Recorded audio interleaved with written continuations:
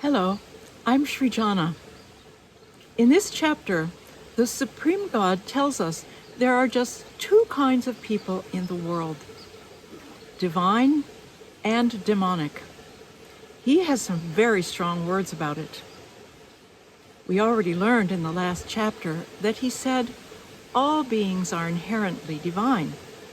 Here, he lays out the slippery slope of how to discern divine qualities from demonic qualities based on people's actions and reactions.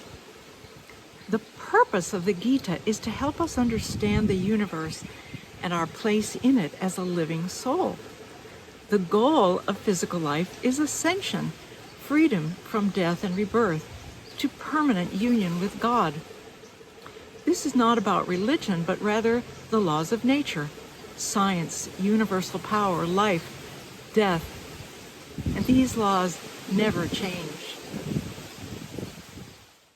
The Bhagavad Gita is 18 chapters of richly symbolic ancient verses in Sanskrit, the sacred language of the gods. If we open our eyes and ears to it, we suddenly discover how to see our modern challenges in a new light. It describes how to be free, how to use ascension techniques from thousands of years before Christ, by which we can transcend the material life, ascend to freedom from the suffering and limitations of the 3D world. With each chapter, the lessons become more specific and focused. Just enjoy and listen with an open mind as you would hear a story.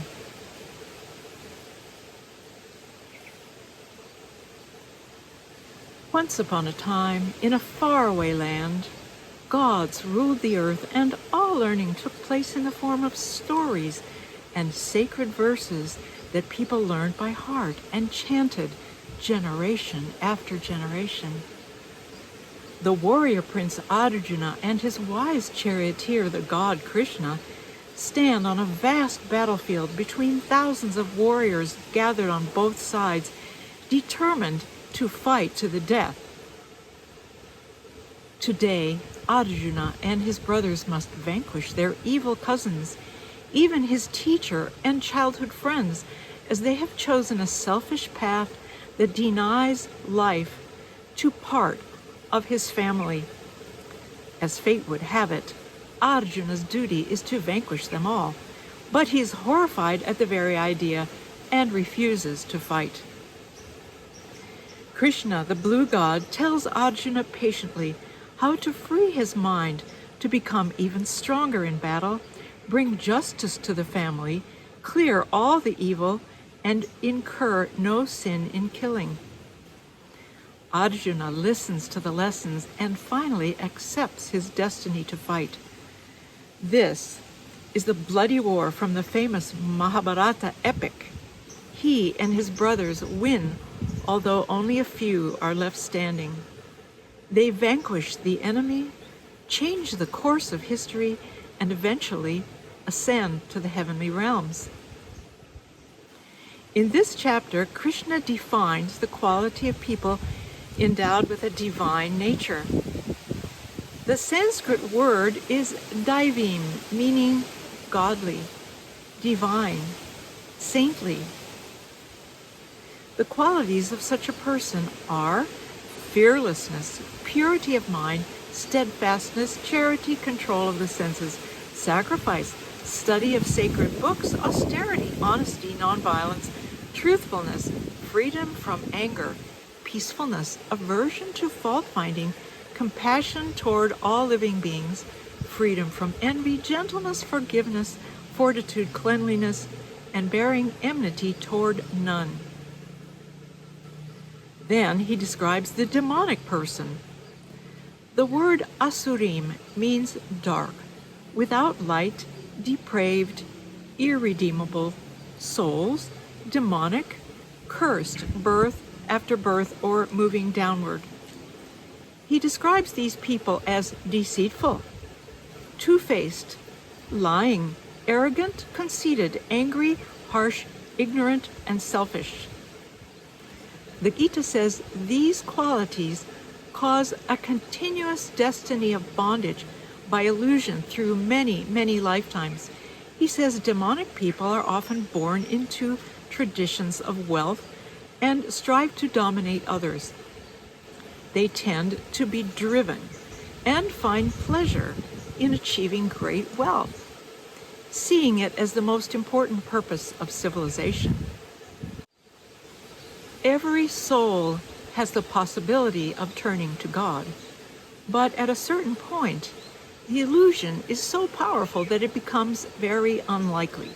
So demonic souls tend to live in the hell realms and rule over them lifetime after lifetime. Dark souls are often born in lineages of families connected by birth, genetics, and love of wealth. The term in the Bhagavad Gita, demonic womb, refers to inherited curses or negative tendencies at birth from parents. Associating with this type of people can become a slippery slope and a challenge to maintain one's balance. The physical senses in 3D are very strong. They're not bad, but they can become your entire experience and distract you from your highest goal in life, which is internal, invisible, and eternal.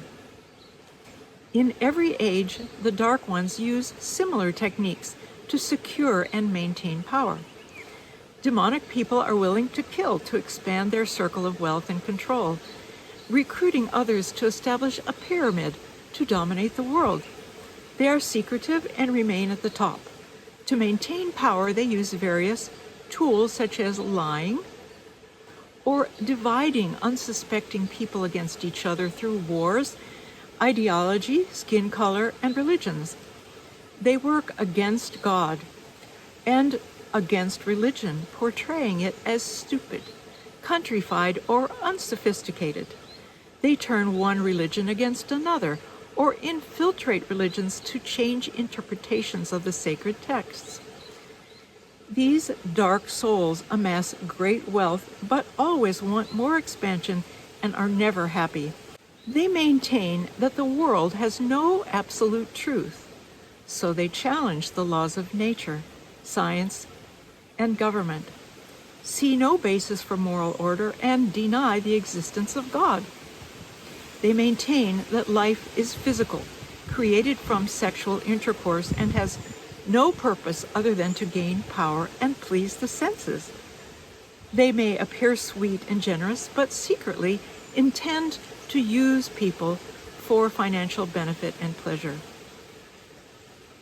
Human beings possess a natural desire for happiness, higher states of awareness, and freedom. This is sometimes seen as a ladder or a cosmic stairway to a godly state of being. Almost every religion describes this in some way. Hindu mythology sees 7 higher god realms and 7 hellish realms. To ascend, you must purify your thoughts steadily through a series of lifetimes toward freedom or moksha, meaning your earthly lessons are finished and you finally merge in union with God, ending the cycle of death and rebirth. While on earth, you must try to move upward, not fall downward, to balance your physical duties with your goal of spiritual freedom. Finding the highest path requires sovereignty, protection, and discernment. The 3D world is designed so that each experience can assist your ascension path. Here are the 7 Hindu heavenly realms, or call them dimensions or levels of awareness. 1 is the divine realm, home of the Supreme Creator. 2 is infinite consciousness, bridge to the Creator. 3 is infinite joy and knowledge, celestial gods. 4 is finite existence, galactic saints and spiritual guides. 5 is heaven, where righteous souls live before their next lifetime. 6 is the spirit world of air, thoughts, and concepts.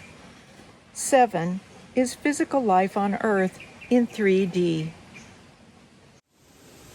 The 7 lower hell realms are very interesting.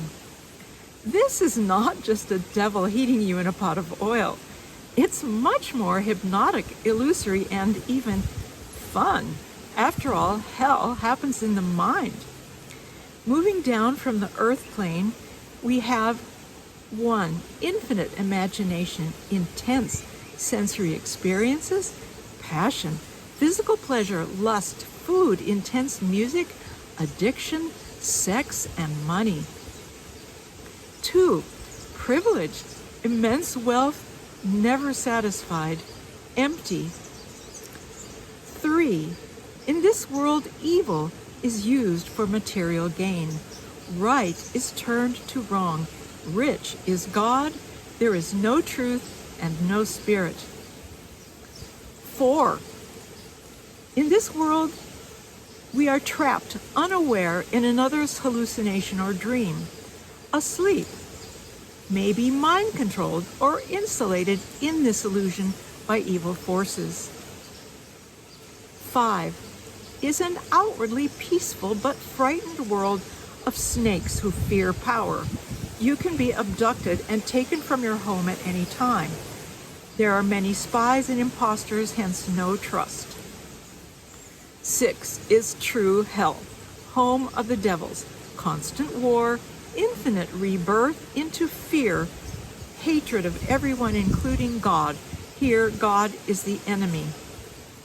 7 is the darkest of worlds, the deadliest snakes, the very richest realm of vast illusion, money, and mystery. The Gita says there are just 3 gates to hell. 1, desire of the senses, which includes sexual lust. 2, anger. And 3, greed. These 3 can lead to self-destruction for the soul. If you perform good actions conducive to the welfare of your spirit, you will attain the supreme goal. But if you act under the impulse of desire and forget the holy books, you'll find no happiness and you will lose your supreme destination. As we listen to the verses of chapter 16, I invite you to ponder these questions. What are the qualities of a good or a divine person? What are the qualities of a demonic person? What are the 3 gates of hell according to the Bhagavad Gita? Name a few characters on the world stage that you would consider demonic or divine by these definitions. Name a few persons on the world stage that have clearly a divine nature and provide a positive example of a virtuous life. Are you sure? What are your favorite quotes from this chapter to remember for life lessons? And now let's listen to the verses of chapter 16.